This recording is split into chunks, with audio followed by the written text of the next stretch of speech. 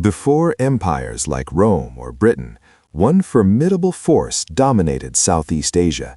Its shadow stretched from Java to the entire archipelago. Welcome to a journey back to the 13th century, exploring the legendary Majapahit Kingdom, a marvel of civilization. We will uncover how this small kingdom grew into a formidable thalassocracy, shaping the identity of modern Indonesia. The story begins tragically with Kertanegara, the last king of Singhasari, who was murdered in 1292. His son-in-law, Raden Wijaya, sought refuge, promising allegiance to the invading Mongol forces. The Mongols, under Kublai Khan, sought vengeance for their humiliated envoys. They arrived ready for total war. Wijaya cleverly used the Mongols to defeat his rival, Jayakatwang, who had overthrown the Singhasari throne. Once Jayakatwang was defeated, Wijaya turned immediately on his unsuspecting, battle-weary Mongol allies. This brilliant tactical move forced the enormous Mongol expeditionary fleet to retreat in chaos and humiliation. In 1293, amidst the ruins of conflict, Raden Wijaya officially founded the Majapahit Kingdom. The capital was established near the Trowulan region, strategically named after the bitter maja fruit. His reign secured the foundations, but internal rebellions plagued the early, vulnerable years of the new realm. 5 major rebellions threatened the throne, requiring immense resilience from the stabilizing government. Wijaya passed in 1309, leaving a fragile but established state to his young successors. The throne passed through several rulers, slowly stabilizing the realm over the next 2 crucial decades. The true ascent began with the introduction of a legendary figure, Gajah Mada, a powerful and fiercely loyal Pati. In 1334, Gajah Mada swore the infamous Sumpah Palapa, a sacred, monumental vow of abstention. He swore not to taste palapa, spices or luxury, until he had successfully unified the entire Nusantara archipelago. This was a declaration of total expansion, targeting all major states from Sumatra to the Spice Islands. Gajah Mada's ambition coincided perfectly with the ascension of the youthful king Hayam Wuruk in 1350. Hayam Wuruk, meaning scholar chicken, was Majapahit's greatest monarch, ruling until 1389. Their partnership, the statesman and the strategic general, marked the undisputed peak of Majapahit's power. Military expeditions began immediately, securing control over key regions like Bali and large parts of Sumatra. The strategic control of vital maritime trade routes became the economic backbone of their wealth and influence. They integrated diverse principalities, offering protection and trade access in exchange for allegiance and tribute. By the mid-14th century, the Sumpah Palapa was largely fulfilled, reaching unprecedented territorial limits. The empire controlled over 98 tributaries, covering modern Indonesia, Malaysia, and parts of the Philippines. This vast domain was managed not just by conquest, but by sophisticated diplomacy and lasting alliances. The primary objective was maintaining the stability and prosperity of their lucrative spice and commodity routes. Trowulan, the capital, grew into a massive metropolitan center, unlike anything else in the region. Estimates suggest Trowulan housed hundreds of thousands, bustling with local farmers and international traders. Archaeological evidence reveals sophisticated infrastructure, including vast irrigation and internal water systems. The city featured magnificent brick structures, reflecting an advanced mastery of engineering and design. We must appreciate the sheer logistical challenge of administering such a geographically disparate empire. Majapahit's influence extended even to the powerful neighboring kingdoms, including Siam, modern Thailand. The empire was a crucial node connecting East Asia, India, and the Middle East through continuous trade. Gold, silver, tin, rice, and most importantly, nutmeg and cloves flowed through their lucrative ports. This economic dominance provided the resources needed to maintain the massive standing army and highly effective navy. However, the era was not without conflict. The tragic Bubat incident stands as a dark stain on its history. In 1357, A diplomatic misunderstanding led to the massacre of the Sundanese royal family. King Hayam Wuruk intended to marry a Sundanese princess, a union meant to solidify interstate peace. Gajah Mada insisted the princess arrive as tribute, sparking a battle where the entire Sundanese retinue was annihilated.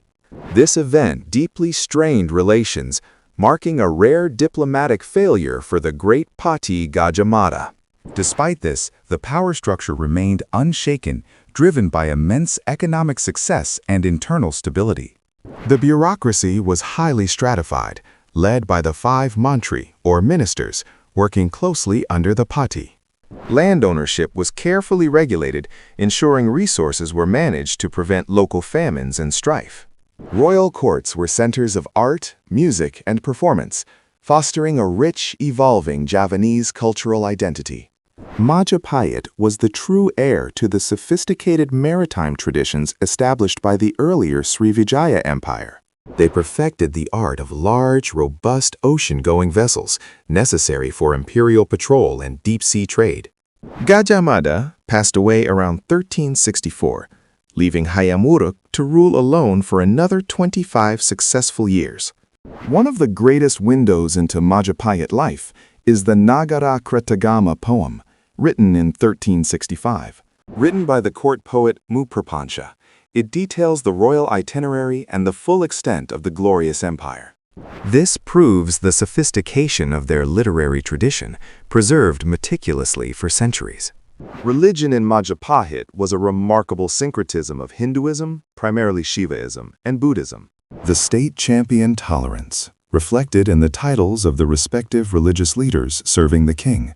These were the heads of the Shaivite and Buddhist faiths, both serving directly under the central authority.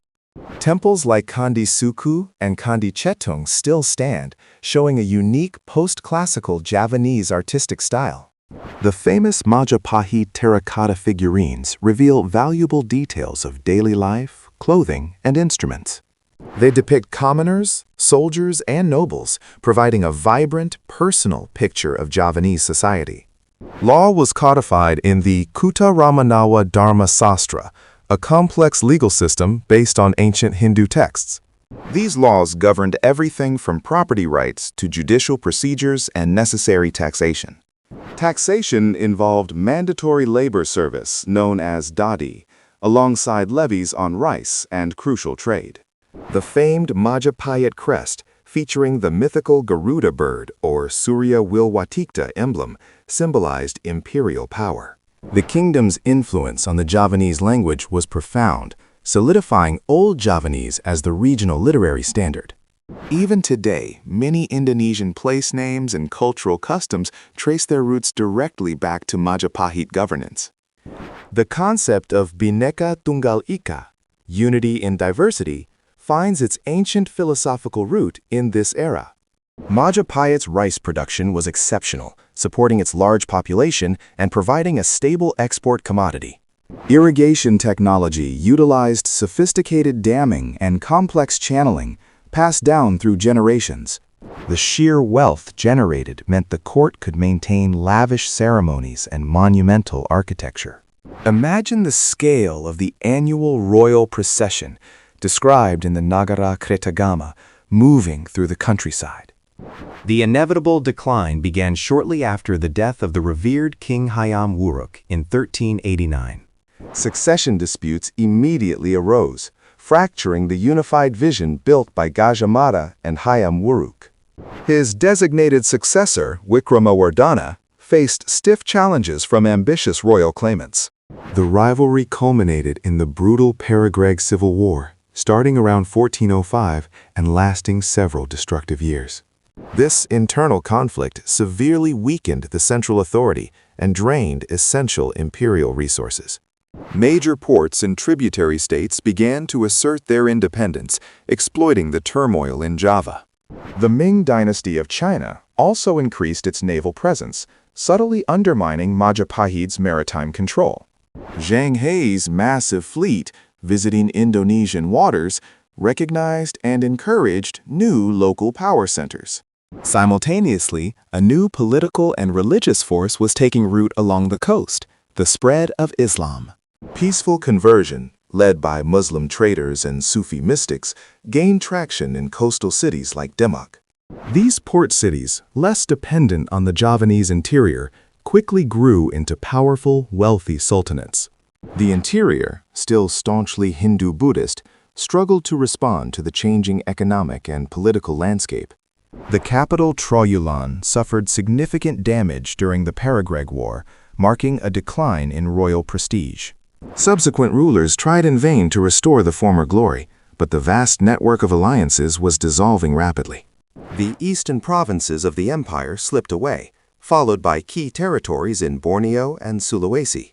By the early 15th century, Majapahit was reduced mainly to East Java, a mere fraction of its former self. The traditional date for the final collapse is often cited as 1478, following an attack by the rising Demak Sultanate. However, the true end was a slow, gradual fragmentation, lasting over a century, rather than a single event. Many Majapahit nobles, priests, and scholars fled east to Bali, ensuring the preservation of Hindu-Buddhist culture there. The final remnants of the Hindu-Javanese elite established small kingdoms in the mountainous regions of Java. The legacy, however, endured, transforming into the distinct culture of the succeeding Javanese states. The Majapahit era profoundly influenced statecraft and artistic traditions in Indonesia for centuries to come. It represents the last great indigenous empire before the large-scale arrival of European colonial powers in the 16th century. The memory of Majapahit provided crucial inspiration for the founders of modern Indonesia, a symbol of national unity. Understanding Majapahit is key to understanding the historical roots of Indonesian identity and national ambition. Today, the ruins of Trowulan offer tantalizing glimpses into this lost golden civilization. Artifacts continue to be discovered, reminding us of the grandeur of the most powerful kingdom in Southeast Asian history. The scope of Gajah Mada's vision, encapsulated in the Sumpah Palapa, remains a powerful national reference point. Majapahit proved that sophisticated governance, immense power, and cultural tolerance could thrive in the archipelago. Thank you for exploring the majesty of Majapahit. Don't forget to like and subscribe for more updates.